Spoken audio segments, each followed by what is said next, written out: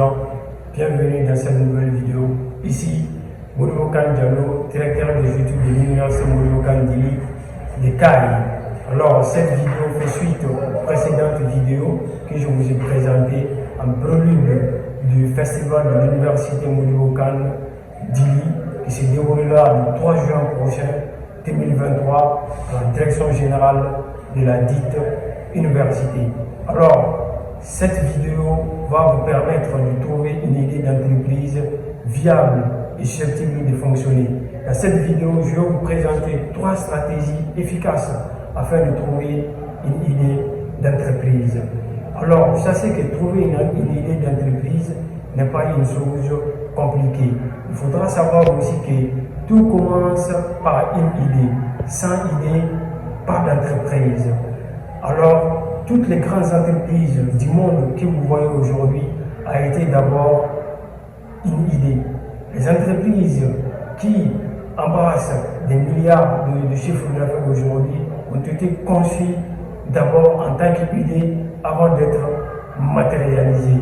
Alors, pour vous raconter une petite histoire, les baguettes chinoises ont été inventées pour la première fois par le premier empereur chinois Yu le Grand. Alors, redoutant un assassinat, il interdit couteau, fourchette.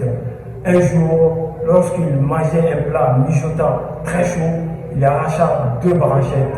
Depuis lors, chaque année, c'est 80 milliards de paires de baguettes qui sont produites par des entreprises du secteur de la sylviculture en Chine. Alors, sans plus tarder, voici 3 stratégies efficaces pour vous permettre de trouver une idée d'entreprise.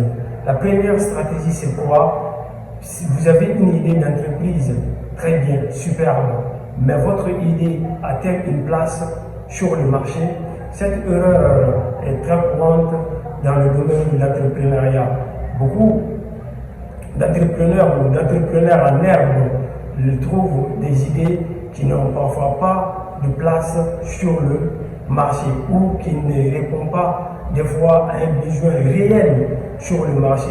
Du coup, c'est des idées ou bien des entreprises qui ne vont pas souvent trouver le coût favorable sur le marché afin d'avoir des clients qui seront susceptibles d'être intéressés par le produit ou les services que cette entreprise leur offre.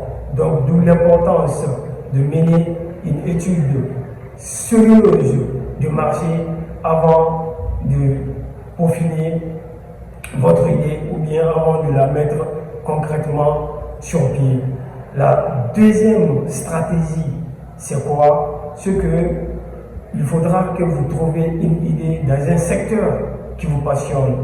Je ne veux pas vous mentir, l'entrepreneuriat est une aventure extrêmement difficile, avec beaucoup de challenges, de remises en question.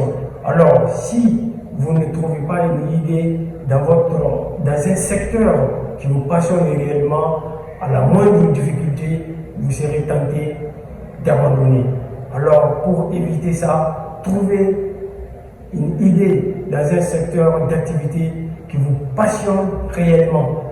De ce fait, même si toutes les difficultés du monde se présentent, cette passion-là sera une porte de sortie pour vous. Alors, ceci va nous conduire à la troisième stratégie qui est de partager cette idée géniale qui a jailli de votre esprit.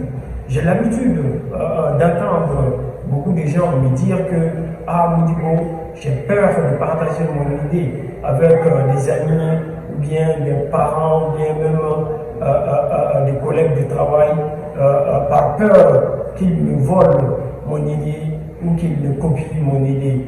Il faudra savoir que toute idée a peut-être déjà été lancée ou bien déjà conçue par quelqu'un d'autre. Mais qu'est-ce qui va créer la différence? C'est la rapidité d'exécution, sinon la rapidité de réalisation. Celui qui va réaliser cette idée en premier, c'est celui qui va sortir gagnant. Alors, n'ayez pas peur de partager votre idée.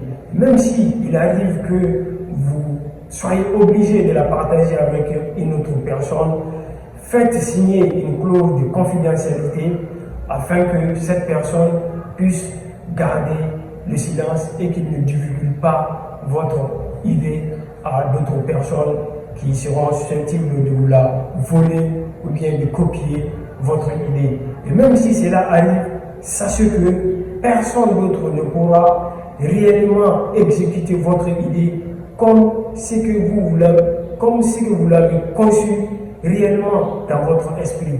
Il faudra savoir que cela est impossible.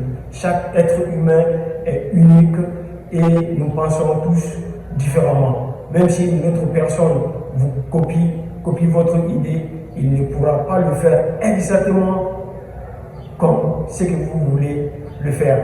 Alors, partagez votre idée parce que ceci va vous permettre de corriger certaines idées. Parce que vous, en tant que porteur de projet, vous ne pouvez pas avoir, ou sinon voir toutes les failles de votre idée. Donc, il faudra que vous la partagez avec d'autres personnes qui pourront vous aider peut-être à déceler certaines erreurs ou bien vous aider à améliorer davantage votre idée initiale.